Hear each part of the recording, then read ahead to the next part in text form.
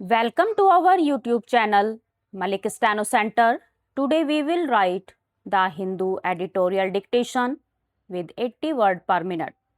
Dictation will start after 5 seconds.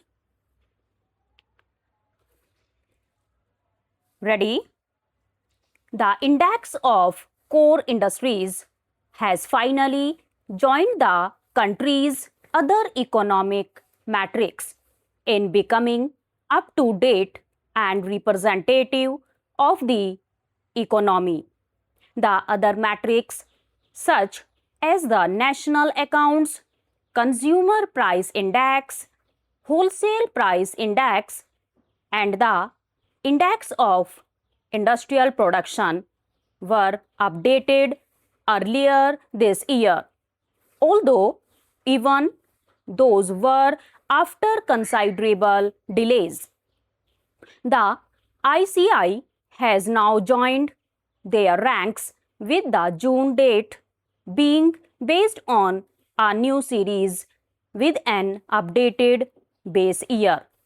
An additional sector being covered and revised weights and methodologies. This is a welcome upgrade. The performance of these core industries is a vital barometer of the state of the economy. In the new series, the previous 8 sectors have become 9 with the vital inclusion of the iron ore sector. Improvements have also been made to how the steel and coal sectors are measured in order to remove the previous double counting that was taking place.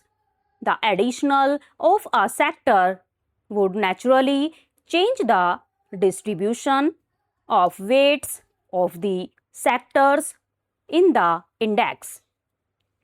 But the final weights also reflect a broader shift in economic activity.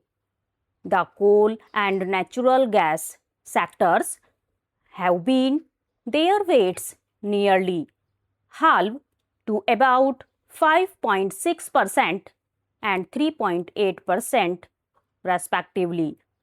On the other hand, the electricity sector now makes up more than 30% of the index from less than 20% in the previous series.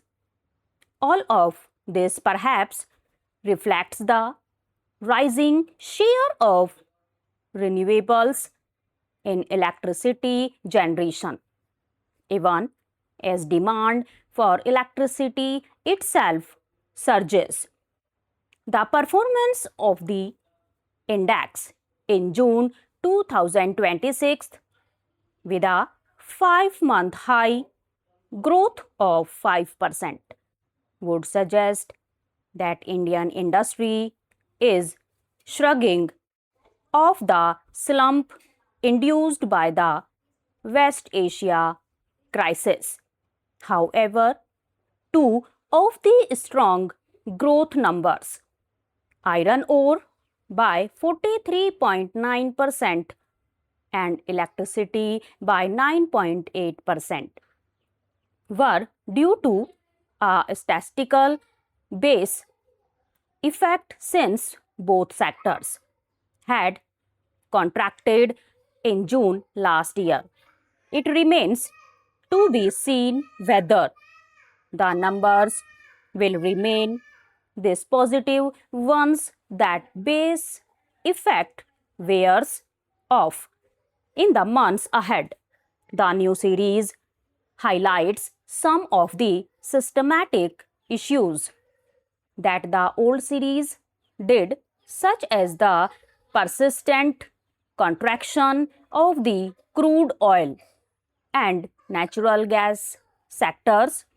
They have contracted continuously for 18 and 24 months, respectively. If India does not have these resources, that is one thing, but if it has them and still is not able to extract them economically, then that is a serious shortcoming.